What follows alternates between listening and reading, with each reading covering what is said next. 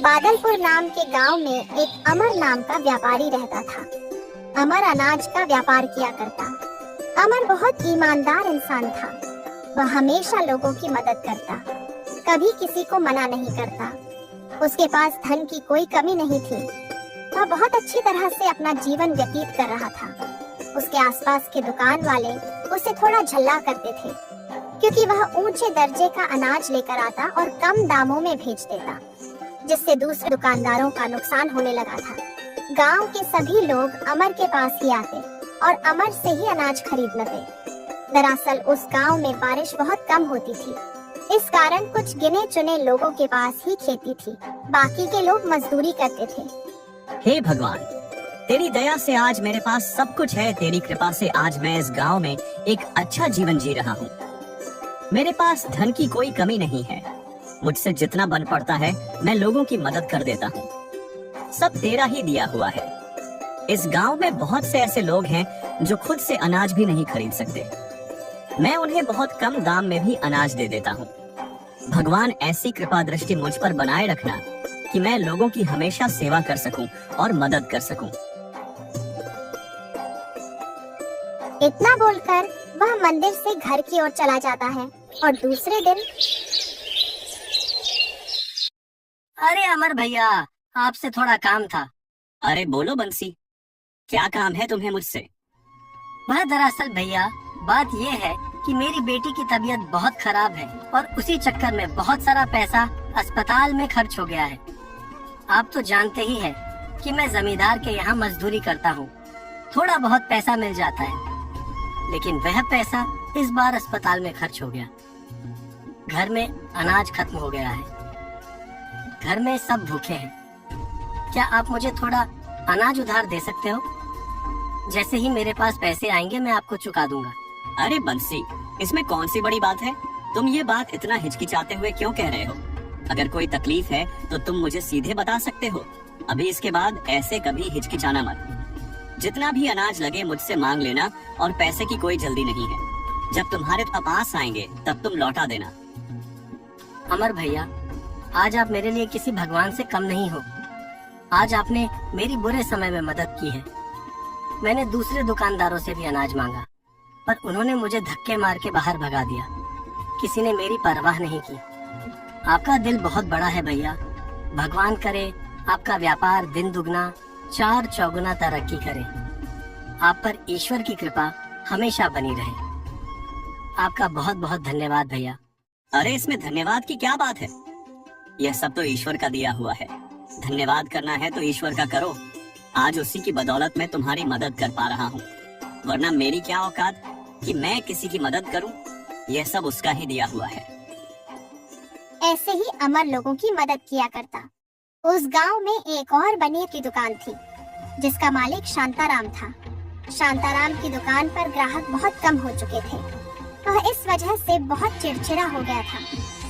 मालिक, आपके कहे अनुसार मैंने चावल में सफेद कंकड़ मिला दिए हैं। क्या फायदा तेरे कंकड़ मिलाने का? कोई ग्राहक आता ही नहीं। दिन ब दिन मेरा तो धंधा चौपट होता जा रहा है। अब मुनाफा तो बिल्कुल ना के बराबर हो रहा है। सारे लोग उस अमर की दुकान पर ही जाते हैं। मुझसे तो कोई अनाज खरीदने के लिए ही तैयार नहीं। अच्छे दर्जे का सामान सस्ते दामों में भेज देता है मूर्ख कहीं का। फिर भी इसका व्यापार बढ़ता ही जा रहा है। ये पूरे गांव में सबसे बड़ा आदमी बनता जा रहा है। इसको बहुत शौक है ना लोगों की भलाई करने का। इसको तो सबक सिखाना ही पड़ेगा। लोगों की नजरों में बहुत अच्छा बन रहा है ना। मुझे इसका कुछ करना पड़ेगा। इसको सबक नहीं सिखाया तो मेरा नाम भी शांताराम नहीं।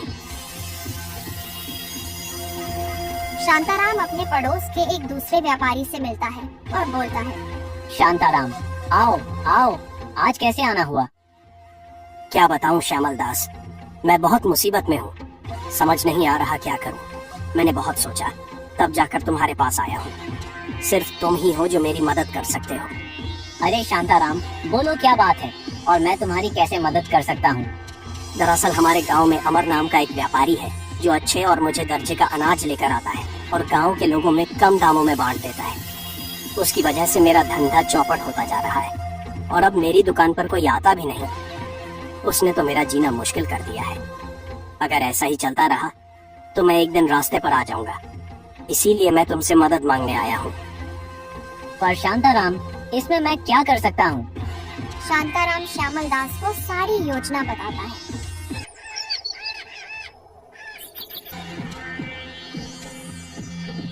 और दूसरे ही दिन श्यामल दास अमर के पास आकर बोलता है, अरे भाई, मैंने सुना है कि तुम्हारे पास बहुत अच्छे और ऊंचे दर्जे का अनाज है। दरअसल मैं एक व्यापारी हूँ और अच्छे और ऊंचे दर्जे का ही सामान खरीदना हूँ। तुम्हारे पास जितनी भी अनाज की बोरियां हैं, मैं वह सारी खरीदना चाहता हूँ। क्या तुम वह मुझे बेचना पसंद करोगे? मैं तुम्हें इसके अच्छे दाम दूंगा। अरे सेठ जी, कोई दिक्कत नहीं है, आप पूरा सामान खरीद सकते हो। ये बहुत अच्छी बात है। तो तुम सब सामान निकाल दो और मेरा आदमी पैसे लेकर शाम तक आ जाएगा, तब मैं तुम्हें पैसे दे दूंगा। ठीक है, मैं सामान एक जगह निकाल कर रख देता हूँ। जब तक आपका आदमी पैसे लेकर नहीं आता, मैं वो सामान ले जाने नहीं दे सकता। एक तो मैं आपसे पहली बार मिला हूँ, मैं ऐसे ही किसी पर इतना भरोसा कैसे कर लूँ? आप बुरा मत मानना, लेकिन आप भी मेरे जगह होते तो यही करते। अरे नहीं नहीं, आप बिल्कुल सही कह रहे हो। ऐसे किसी पर भरोसा करना भी नहीं चाहिए। ठीक है, तो जब तक आपका आदमी नहीं आता, आप यही रुकिए। दोनों शाम तक इंतजार करते हैं। फिर थोड़ी देर बाद शाम हो जाती है। मंदिर से घंटे की आवाज आने लगती है। तभी अमर बोलता है, तुम्हारा आदमी तो अब तक नहीं आया। भाई, मुझे मंदिर जाना होगा, भगवान की आरती का समय हो गया है।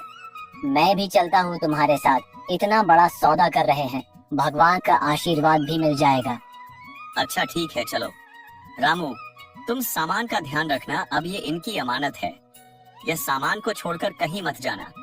मैं बस थोड़ी देर में मंदिर जाकर आता हूँ, तब तक तुम यही खड़े रहना। अमर अपने नौकर को यह बोलकर मंदिर चला जाता है। थोड़ी देर बाद दो आदमी आते हैं और रामू से कहते हैं, अरे भाई, हम सामान ले जाने आए हैं, हमें सामान निकाल कर दे दो। तुम लोग कौन हो? अरे हमें तुम्हारे मालिक अमर सेठ ने ही भेजा है। हमारे मालिक ने सेठ को मंदिर में सारे पैसे दे दिए हैं और उन्होंने ही हमें यहाँ भेजा है कि जाकर सब सामान ले लो। अच्छा, फिर ठीक है, ले जाओ। वह दोनों सारी अनाज की बोरियां वहां से लेकर जाते हैं। अमर दर्शन करने मंदिर के अंदर जाता है। तभी श्यामल दास वहां से निकल जाता है। थोड़ी देर बाद अमर बाहर आकर देखता है, उसे श्यामल दास कहीं दिखाई नहीं देता। अरे वह व्यापारी कहाँ गया? कहीं दिखाई नहीं दे रहा। अमर उसे ढूंढता है, लेकिन वह कहीं दिखाई नहीं देता। फिर अमर सा जाता है। वहां आते ही उसे बहुत बड़ा धक्का लगता है। सारा सामान गायब होता है। अमर रामू से पूछता है, रामू, ये सब क्या है? सारी अनाज की बोरियां कहाँ गई? मालिक, आपने ही तो कहा था सारी बोरियां उन लोगों को देने के लिए। कौन लोग? मैंने कब कहा? तुम किसकी बात कर रहे हो?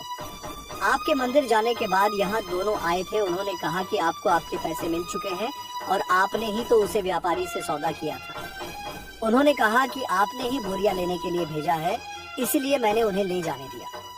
हे भगवान, ये सब क्या हो गया? मैं तो लुट गया, बर्बाद हो गया। मैंने किसी आदमी को नहीं भेजा था और यहाँ तक कि जो व्यापारी मेरे साथ था, वह भी मुझे कहीं नहीं मिला। ये सब उसने जानबूझकर किया था। उसने मुझे धोखा दिया है। इसका मतलब वह लूटने के इरादे से ही आया था और धोखे से मेरा सब सामान ले लिया। अब मैं क्या करूंगा? मेरे पास कुछ नहीं बचा। मुझे माफ कर दीजिए मालिक, मुझे नहीं पता था उन्होंने आपका नाम लिया, इसलिए मैं कुछ ना बोल सका। उस दिन से अमर के बुरे दिनों की शुरुआत हो जाती है। अब अमर के पास ना धन बचा है और ना ही अनाज। धीरे धीरे कर अमर पूरी तरह से कंगाल हो जाता है।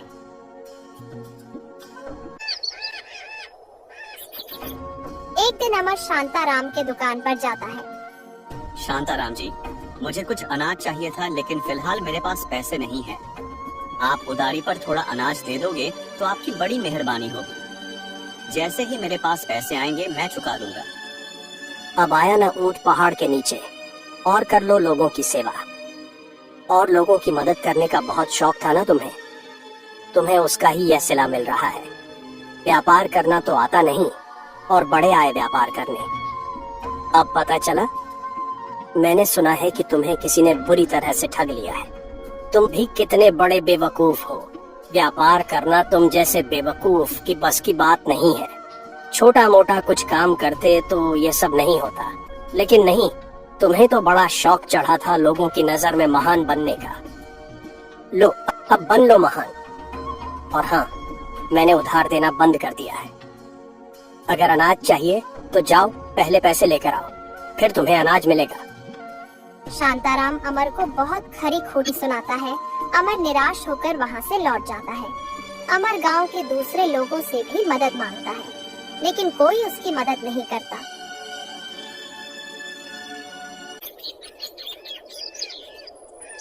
अमर की पत्नी कहती है, देखा आपने गांव के लोगों को, जब उन्हें जरूरत थी तब आपने उन पर तरस खाकर मदद की, कभी किसी को किसी चीज के लिए मना नहीं किया। और आज देख लो, जब हमें जरूरत पड़ी है तब कोई हमारी मदद नहीं कर रहा। एक समय था लोग हमारी कितनी इज्जत करते थे, आज कोई हमारी इज्जत नहीं करता। यहाँ तक कि लोगों ने हमसे बात करना भी बंद कर दिया है। जब हम रास्ते पर निकलते हैं तो लोग मुंह फेर लेते हैं कि कहीं हम उनसे पैसे ना मांग लें।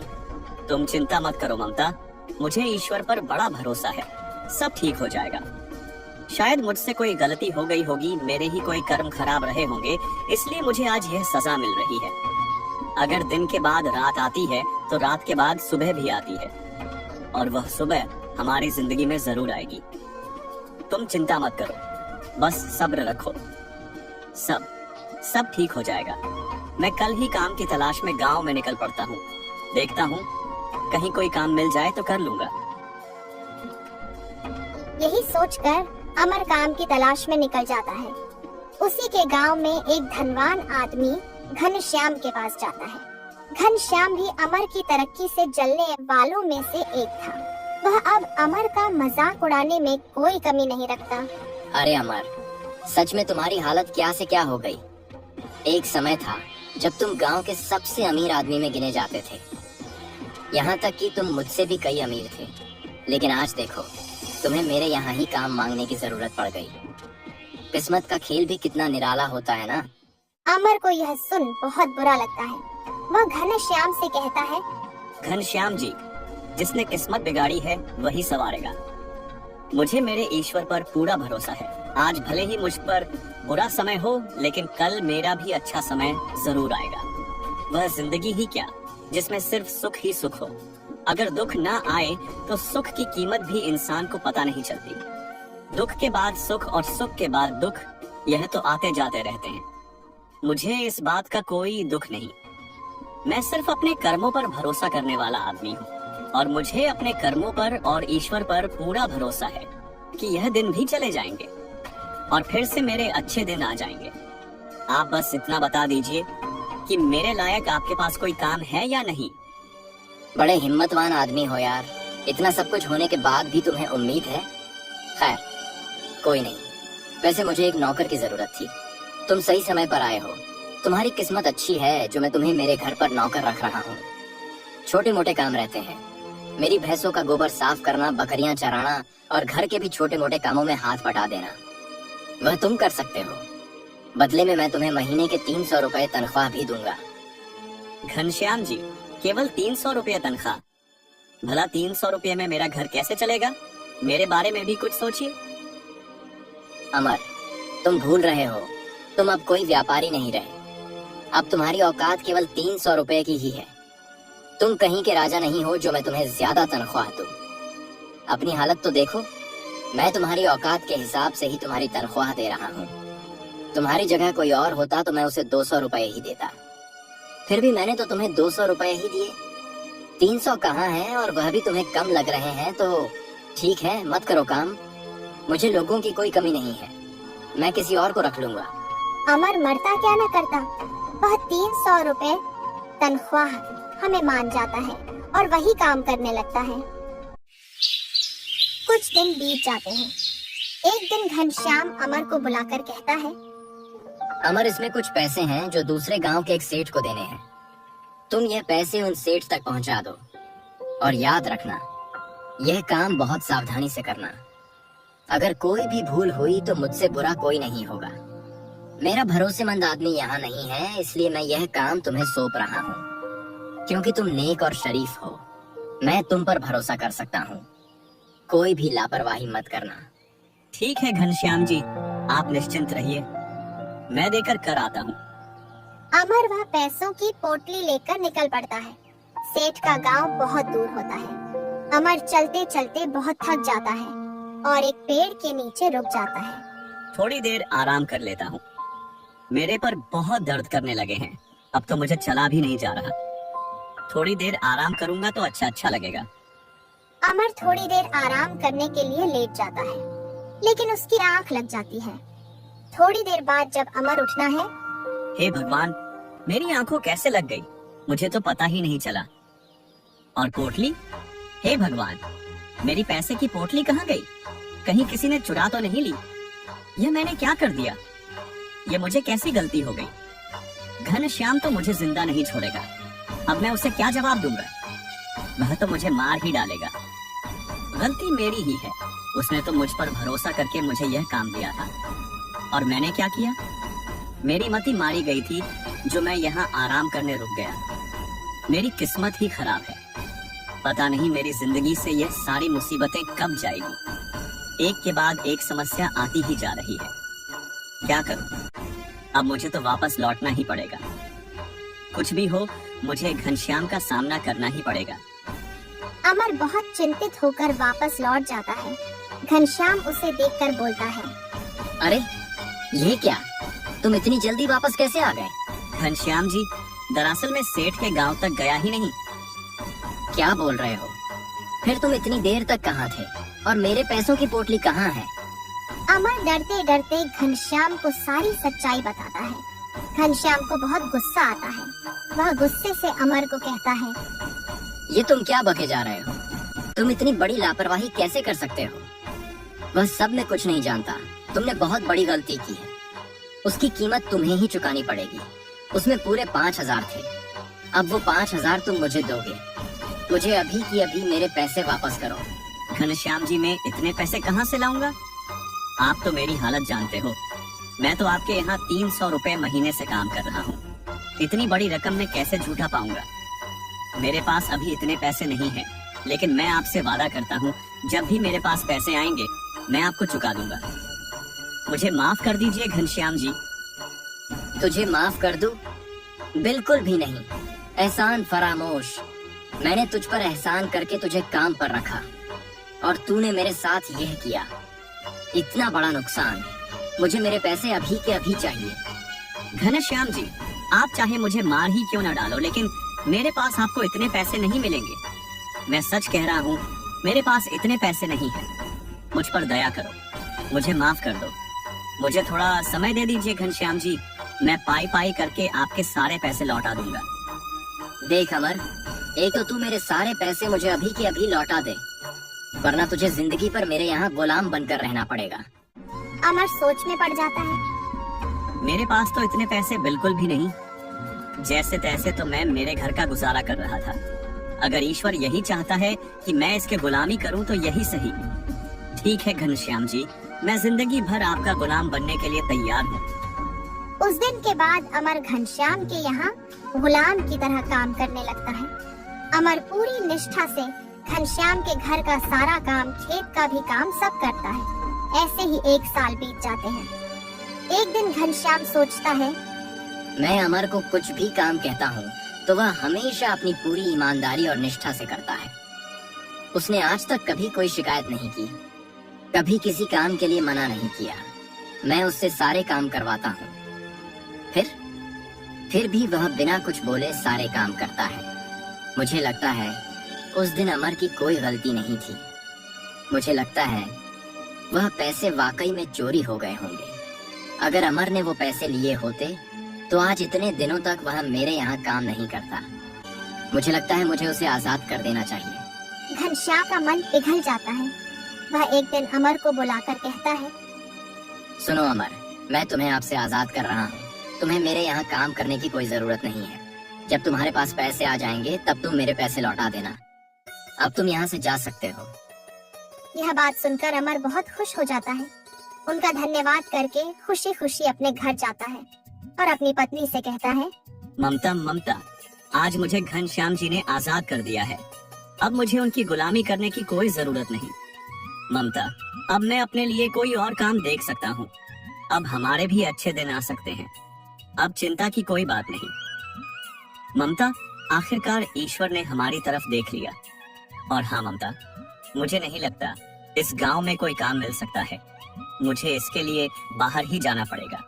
मैं बाहर जाकर कोई काम कर लूंगा। जी, आप बिल्कुल सही कह रहे हैं। हमारे गांव में तो काम मिलने से रहा, और अगर मिलेगा भी तो बिल्कुल ना के बराबर तनख्वाह मिलेगी, जिसमें हमारा घर भी ठीक से नहीं चल पाएगा। अच्छा रहेगा कि गांव के बाहर ही काम की तलाश कीजिए। मैं कल ही निकल जाता हूँ। दूसरे दिन सुबह आके अमर काम की तलाश में निकल पड़ता है। दूसरे गांव में उसे एक सेठ जी मिलते हैं, और उन सेठ जी के पास अमर को काम भी मिल जाता है। मेरे कपड़ों की दुकान है। मुझे उस दुकान में एक आदमी की जरूरत थी जो मेरी दुकान को संभाल पाए। मेरे और भी बहुत सारे व्यापार है, इसलिए मैं उस दुकान की तरफ ज्यादा ध्यान नहीं दे पा रहा। तुम मेरी दुकान पर काम कर सकते हो। इसके लिए मैं तुम्हें 1000 रुपए महीना तनख्वाह दूंगा। और हाँ, बगल में एक छोटा सा कमरा है, बहुत दिन से ऐसे ही पड़ा है, तुम उसमें रह सकते हो। तुम्हारे रहने का भी इंतजाम हो जाएगा। उसे थोड़ा साफ करना है, वह तुम कर लेना। अमर की खुशी का ठिकाना ही नहीं रहता। अब किस्मत उसका साथ देने लगती है। सेठ जी, मैं आपका किन शब्दों में धन्यवाद करूं, मुझे तो समझ में नहीं आ रहा। आपका बहुत बहुत धन्यवाद सेठ जी। मैं आज से ही काम पर लग जाता हूँ। और अमर कपड़े की दुकान पर काम करने लगता है। अमर वहाँ पर भी बहुत ईमानदारी से और पूरी निष्ठा से काम करता है। यह देख सेठ भी बहुत खुश होता है। देखते ही देखते 1 महीना गुजर जाता है। अमर को अपनी पहली तनख्वाह मिलती है। अमर को काम करते करते महीनों गुजर जाते हैं। एक दिन दुकान पर एक ग्राहक अमर से कहता है, अरे भाई, थोड़ा संभल कर रहना। इस गांव में आजकल चोरियां बहुत हो रही हैं। पता नहीं कहीं से एक चोरों की टोली हमारे गांव में घुस आई है। गांव में बहुत लोगों के घर चोरी हुई है। अमर यह सारी बातें सुनकर चिंता में पड़ जाता है और बोलता है, मेरे तो सारे पैसे घर पर ही रहते हैं और मैं दिन भर दुकान पर रहता हूँ। अगर किसी दिन इस बात का फायदा उठाकर किसी ने वह पैसे चुरा लिया तो मेरे तो सारी मेहनत बेकार हो जाएगी। रोज रोज सारे पैसे मैं अपने पास भी तो नहीं रख सकता। यहाँ तो मेरे पहचान वाला कोई है भी नहीं। अरे अमर, तुम एक काम क्यों नहीं करते? हमारे गांव में जो जमींदार है ना, बहुत ही अच्छे और ईमानदार आदमी हैं। तुम उनके पास अपने पैसे रख सकते हो। जब तुम्हें जरूरत पड़े तब तुम उनसे पैसे ले लेना। हाँ, ये सही रहेगा। मैं उनके पास ही पैसे रख देता हूँ, फिर मैं निश्चिंत होकर काम कर सकता हूँ। इससे मुझे मेरे पैसे चोरी होने का डर भी नहीं रहेगा। तुम्हारा धन्यवाद भाई। मैं आज ही उनके पास जाता हूँ। यही सोचकर अमर उसे गांव के जमींदार के पास जाता है। अरे कौन हो तुम? अंदर कैसे घुसे चले आ रहे हो? राम राम जमींदार जी। वह मैं आपके ही गांव के सेठ करोड़ीमल के यहाँ काम करता हूँ। अच्छा, बोलो मुझे क्या काम था? सेठ जी, आजकल गांव में बहुत चोरी होने लगी है। मुझे डर है कि कहीं मेरे पैसे भी चोरी ना हो जाएं। मैंने बहुत मेहनत से काम करके 5000 रुपए जमा किए। मैं चाहता हूँ कि वह पैसे आप अपने पास सुरक्षित रख लीजिए। जब मुझे जरूरत पड़ेगी तब मैं आपके पास वह पैसे मांगने आ जाऊंगा। अच्छा, तो ये बात है। कोई बात नहीं, तुम मेरे पास वह पैसे रख सकते हो। मैं तुम्हारे पैसे बिल्कुल सुरक्षित रख दूंगा। जब भी तुम मांगने आओगे मैं तुम्हें दे दूंगा। तुम निश्चिंत रहो। आपका बहुत बहुत धन्यवाद सेठ जी। यह लीजिए पैसे। मैं चलता हूँ। अमर जमींदार को पैसे देकर वहाँ से चला जाता है। महीने बाद अमर सोचता है, मुझे अब बस अपने गांव लौट जाना चाहिए। इतने पैसे तो हो ही गए हैं कि मैं अपना अच्छा सा व्यापार शुरू कर पाऊंगा। अब मुझे नहीं लगता मुझे यहाँ रुकना चाहिए। एक काम करता हूँ, जमींदार जी से अपने पैसे ले लेता हूँ और कल ही अपने गांव के लिए निकल जाता हूँ। यही सोचकर अमर जमींदार के पास अपने पैसे मांगने जाता है। सेठ जी, मैं कल अपने गांव जा रहा हूँ। आपके पास मेरे 5000 हैं, वह मुझे दे दीजिए। तुम कौन हो और कैसे पैसे? अरे सेठ जी, आप भूल गए क्या? मैंने उस दिन आपके पास पैसे रखे थे, पूरे 5000 दिए थे। याद करिए। कौन से पैसे? और तुम हो कौन? मैं तो तुम्हें पहली बार मिल रहा हूँ। बड़ा आदमी देखा नहीं तो आ गए पैसे निकालने। निकलो यहाँ से, पता नहीं कहाँ कहाँ से आ जाते हैं। अमर को यह सुन बहुत बड़ा धक्का लगता है। अमर बोलता है, ऐसी बातें मत करिए सेठ जी, मेरी बहुत मेहनत की कमाई है, मेरे साथ ऐसा मत कीजिए, कृपया मेरे पैसे मुझे वापस दे दीजिए। अरे ये क्या अजीब जबरदस्ती है, जब मैं कह रहा हूँ मैं तुम्हें नहीं जानता, क्यों मेरे पीछे पड़े हो? यहाँ से निकलते हो या अपने आदमियों को बुलाकर तुम्हारी पिटाई करवाऊं, तभी तुम मानोगे? चुपचाप यहाँ से निकल, नहीं तो दोनों पैरों पर चलने लायक नहीं रहोगे। यह गलत है, सरासर धोखा है, तुमने मुझे धोखा दिया है। मैंने तुम्हें ईमानदार समझकर तुम्हारे पास पैसे रखे थे और तुम सीधा मुझे पहचानने से मना कर रहे हो। सेठ की याद रखना, ऊपर वाला सब देख रहा है। अच्छा, तुम्हारे पास कोई सबूत है कि तुमने मुझे पैसे दिए थे? कोई लिखित में सबूत हो तो लेकर आओ। मैंने तुम्हें कुछ लिख कर दिया हो तो बोलो, साबित करो खुद कि तुमने मुझे पैसे दिए थे। यही तो मुझसे गलती हो गई, मैंने तुम पर भरोसा किया और तुम्हारे पास पैसे रख दिया, तुमसे लिखित में कोई सबूत नहीं मांगा। तुम इसी बात का फायदा उठा रहे हो ना? याद रखना सेठ, ऊपर वाला एक दिन जरूर न्याय करता है, तुम बच नहीं पाओगे। तुम्हें मेरी हाय लगेगी, बद्दुआ लगेगी। तुमने मेरी मेहनत की कमाई खाई है, ऊपर वाला तुम्हें सुख से जीने नहीं देगा। अरे जाओ जाओ, पहले कोई सबूत लेकर आओ फिर बात करना। और हाँ, कोई सबूत ना होना तो फिर से मेरे दरवाजे पर पैर रखने की जुर्रत मत करना। अब निकल चल यहाँ से। अमर निराश होकर वहाँ से लौट जाता है। तभी रास्ते में उसे वही व्यापारी मिलता है जो अमर का सारा अनाज लेकर भाग गया था। वह अमर को देखते ही बहुत खुश हो जाता है और बोलता है, अमर, तुम यहाँ, मैं तुम्हें बता नहीं सकता मैं तुम्हें देखकर आज कितना खुश हूँ। मैंने तुम्हें कहाँ कहाँ नहीं ढूंढा। मुझे माफ कर देना अमर, मैंने तुम्हारे साथ बहुत बुरा किया। मुझे मेरे गलती का एहसास हो गया है। मैंने तुम्हारे उस अनाज से बहुत पैसे कमाए, बहुत बड़ा व्यापार किया, लेकिन सचमुच ऊपर वाले की लाठी जब चलती है तो उसमें आवाज नहीं होती। मुझे एक गंभीर बीमारी ने घेर लिया है अमर, जिसे डॉक्टर ने भी नाइलाज बताया है। यह मेरी किए की सजा है। मैंने तुम जैसे ईमानदार और सच्चे नेक दिल वाले के साथ बहुत बुरा किया। मुझे शायद ऊपर वाला इस बात की ही सजा दे रहा है। मुझे माफ कर देना अमर, मैं उस दिन से लेकर आज तक तुम्हें ढूंढ रहा हूँ, लेकिन मुझे तुम्हारा पता किसी ने नहीं बताया। मैं तुमसे मिलकर तुम्हारी अमानत तुम्हें लौटाना चाहता था, तुमसे माफी मांगना चाहता था। तुम्हें यह सब तब सोचना चाहिए था जब तुमने मेरे साथ धोखा किया। तुम्हारे धोखे की वजह से न जाने मुझे क्या क्या दुख देखना पड़ा। शायद तुम उस वक्त भूल चुके थे कि ऊपर वाले की अदालत में एक न एक दिन न्याय जरूर होता है। देर से ही सही, लेकिन न्याय होता है। खैर छोड़ो, तुम्हें तुम्हारी किए की सजा मिल चुकी है। अमर, तुम मेरे साथ चलो, मैं तुम्हें तुम्हारी अमानत लौटना चाहता हूँ। वह आदमी अमर को अपने साथ लेकर जाता है और उसे पैसों से भरा एक बैग देता है और बोलता है, अमर, यह सारे पैसे तुम्हारे हैं। तुमसे अनाज चुराकर मैंने उन्हें शहर में ऊंचे दामों में बेचा और उससे जो पैसे मिले उससे कई व्यापार किए। मुझे बहुत मुनाफा हुआ, लेकिन फिर मुझे बीमारी ने घेर लिया। अमर, मेरा इस दुनिया में कोई नहीं है। मेरी पत्नी भी मुझे छोड़कर जा चुकी है। अब मेरा कुछ नहीं रहा। सारे धन का मैं क्या करूंगा? यह सब तुम्हारा है, इस पर तुम्हारा ही अधिकार है, मेरा नहीं, क्योंकि यह सब मैं तुमसे अनाज चुरा कर ही कमाया था। यह सब तुम लेकर जाओ और हो सके तो मुझे माफ कर देना।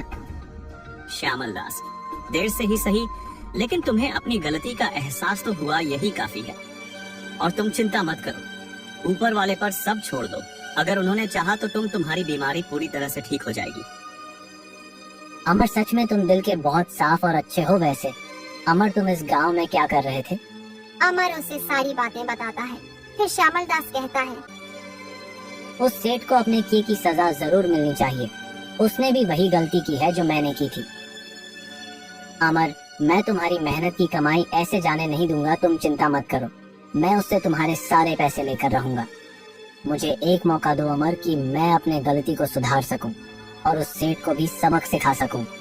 नहीं श्यामल दास, रहने दो, उस सेठ को तो ईश्वर ही देख लेगा। मुझे एक मौका दो, मैं तुम्हारे लिए करना चाहता हूँ। मुझे उस सेठ को सबक सिखाना है जिसने तुम्हारे साथ गलत किया है, और उसने तुम्हारे ही साथ नहीं और भी तुम्हारे जैसे लोगों के साथ ऐसा किया होगा और आगे भी करेगा। इसलिए उसे सबक सिखाना बहुत जरूरी है। और मैं वादा करता हूँ मैं उससे तुम्हारे सारे पैसे निकलवा दूंगा। ठीक है, वैसे तुम क्या करोगे? श्यामल दास अमर को अपनी योजना बताता है। फिर श्यामल दास उस सेठ के पास जाता है और बोलता है, जमींदार जी, मैं पड़ोस के गांव में जा रहा था और मेरे पास बहुत सारे सोने के सिक्के हैं। मुझे वह अपने साथ ले जाना सही नहीं लग रहा। आप तो जानते हैं आजकल गांव में बहुत चोरियां हो रही हैं। इसलिए मैंने सोचा कि आपके पास संभाल कर रख दूं। क्या आप कल तक ये सिक्के अपने पास रख सकते हैं? मैं कल आपसे लेकर जाता हूँ। सोने के सिक्के सुनकर जमींदार के आंखों में चमक आ जाती है। वह बहुत खुश हो जाता है।